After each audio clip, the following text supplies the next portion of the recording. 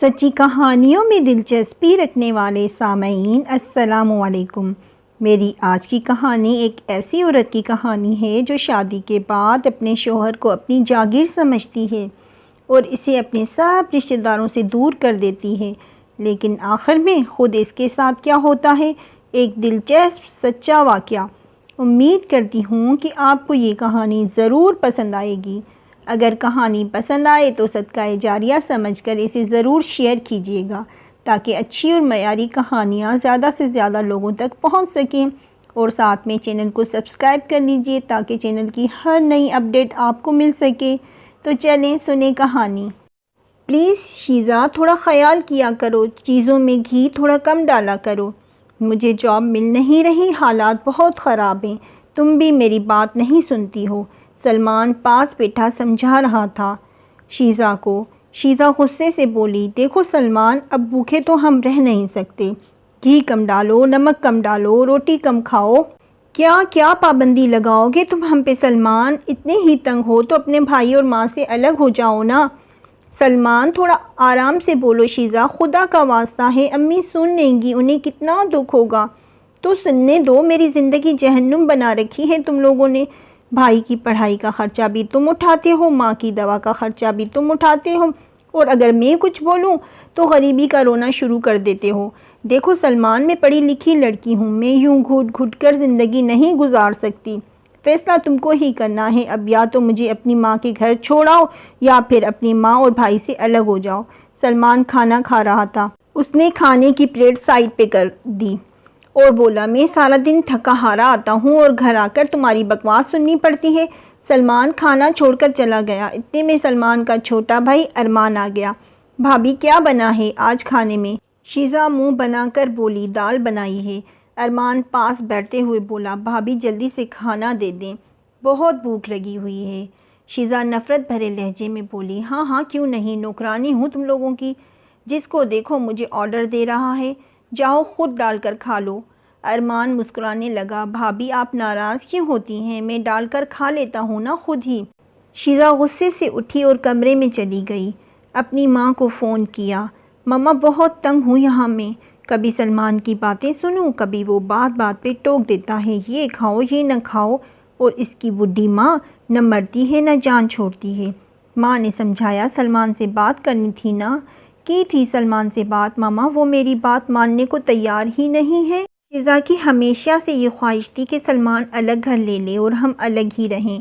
ساس کچھ کہتی تو آگے سے بدتمیزی سے جواب دیتی۔ ساس دل کی مریضہ تھی اور شیزا کو سمجھاتی، دیکھو شیزا، چاہے تم تماشے بھی لگا لو لیکن لوگوں کو خود تماشا دکھانا چاہتی ہو تو میری نہ جانے کتنے دن زندگی ہے، اب یہ گھر تمہارا ہے، کیوں اتنی تنگ ہو ہم سے؟ شیزا غصے سے بولی، یہ گھر نہیں ہے، قید خانہ ہے، نہ کھانے کو اچھا ملتا ہے نہ پہننے کو، سارا پیسہ میرے شوہر کا، تم اور تمہارا چھوٹا بیٹا ارمان کھا جاتے ہیں۔ اتنے میں ارمان گھر آ گیا۔ ارمان نے بھابھی کو جھگڑتے ہوئے دیکھا تو مسکرا کر بولا، بھابھی کیوں جھگڑا کرتی ہیں، کیا ہو جاتا ہے آپ کو؟ شیزا غصے سے بولی، دیکھ بھائی، مجھ سے تمہارے کپڑے نہیں دھوئے جاتے، سمجھے، اپنے کپڑے خود دھویا کرو۔ ارمان پیار سے بولا، بس اتنی سی بات ہے بھابھی، تو میں کپڑے خود ہی دھو لیا کروں گا، آپ بس غصہ ختم کریں۔ ماں رونے لگی، میرا بیٹا کیوں خود کپڑے دھوئے گا، میں مر گئی ہوں کیا، میں بیمار ہوں تو کیا ہوا، اپنے بیٹے کو کھانا بنا کر دے سکتی ہوں، کپڑے دھو سکتی ہوں۔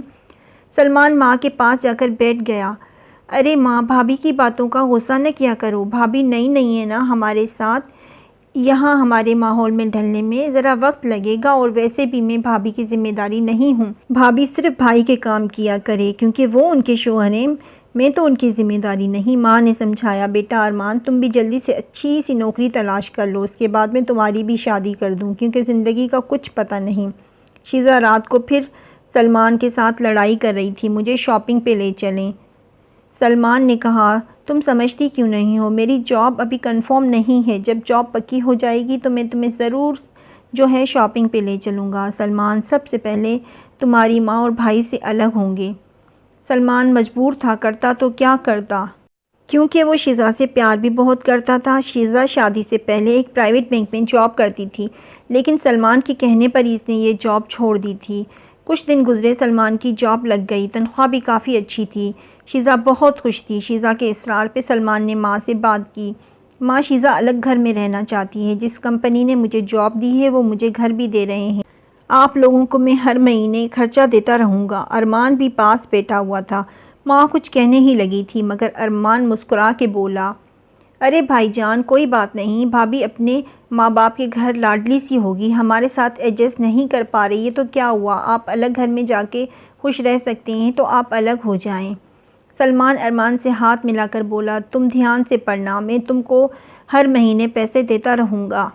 کچھ دنوں کے بعد ہی شیزا اور سلمان نئے گھر میں شفٹ ہو گئے۔ ماں بہت روتی رہیں، کیسی ظالم لڑکی ہے، میرے بیٹے کو مجھ سے دور کر دیا۔ ارمان ماں کو سمجھانے لگا، امی آپ پریشان نہ ہوں، بھابھی پرائے گھر سے آئی ہیں، بھائی بہت جلد بھابھی کو سمجھا کر کچھ دن کے بعد واپس لے آئیں گے۔ سلمان کی تنخواہ کافی اچھی تھی۔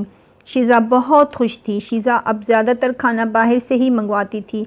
فریج میں آئس کریم اور طرح طرح کی چیزیں ہر وقت بھری رہتی۔ ہر دوسرے دن کبھی شیزا کا کوئی بھائی آ جاتا بچوں کو لے کر، یا کبھی اس کی کوئی بہن آ جاتی۔ شیزا اپنے گھر میں بہت خوش تھی۔ ادھر ارمان کالج جاتا، کالج سے واپس آتا، دیکھتا ماں کھانا بنا رہی ہے، بیمار ماں دل کی مریضہ کپڑے دھو رہی ہے، اسے بہت تکلیف ہوتی۔ وہ ماں کو سمجھاتا، امی آپ کوئی کام نہ کیا کریں، سارے کام میں خود کر لوں گا۔ ماں مسکراتی، لے بھلا تم کھانا کیوں بناؤ گے، ماں زندہ ہے نا ابھی۔ ایک رات ماں کی حالت کچھ خراب ہو گئی۔ ارمان بڑے بھائی سلمان کو فون کرتا رہا۔ سلمان شاید سو رہا تھا۔ شیزا نے موبائل دیکھا اور دل میں گالی دی اور بولی، منحوس یہاں بھی فون پہ پیچھا نہیں چھوڑتے، کیا موت پڑ گئی ہے جو اس وقت فون کر رہا ہے۔ موبائل آف کر دیا، سائڈ ٹیبل پہ رکھ کر سو گئی۔ ارمان خود پھر اپنے ایک دوست کی مدد سے ماں کو ہسپتال لے گیا۔ ماں کو دل کا دورہ پڑا تھا۔ ڈاکٹرز نے ارمان سے کہہ دیا کہ آپ کو کتنی بار کہا ہے کہ خوشگوار ماحول میں رکھا کریں اپنی ماں کو، یہ کچھ ٹینشن لیتی ہیں اسی لیے یہ حالت ہو گئی ہے۔ اب ارمان کیا بتاتا ماں کو کون سا درد کھائے جا رہا ہے۔ دوسرے دن ہی سلمان کو پتہ چلا تو وہ ہسپتال دوڑا چلا آیا۔ جلدی سے ہسپتال پہنچ کر ارمان سے جھگڑنے لگا، مجھے بتایا کیوں نہیں ٹائم پر، ماں کی حالت اس قدر خراب ہے۔ ارمان پیار سے کہنے لگا، بھائی جان میں نے کال کی تھی لیکن آپ نے کال اٹینڈ نہیں کی اور کچھ دیر کے بعد نمبر بند ہو گیا۔ سلمان ماں کے پاس آیا، ماں آپ کیوں اپنا خیال نہیں رکھتی؟ ماں پیار سے بولی، ارے میں بالکل ٹھیک ہوں میرے بچے۔ ارمان ایک گلاس میں جوس ڈال کر ماں کو دینے لگا۔ ماں پیار سے بولی، ارمان بیٹا اپنے بھائی کو ایک گلاس جوس دو، دیکھو کیا حالت بنائی ہوئی ہے، کتنا کمزور ہو گیا ہے۔ ہائے ماں، آخر ماں ہوتی ہے نا، لیکن کون سمجھے۔ سلمان پھر گھر چلا گیا۔ شیزا ماں کی طبیعت ٹھیک نہیں ہے، کچھ دن ماں کو یہاں لے آتے ہیں۔ شیزا سر پہ ہاتھ رکھ کر بولی، سلمان میں تو اپنی ماں کے گھر جا رہی ہوں، آپ کل اپنی ماں کو لے آئیے گا یہاں۔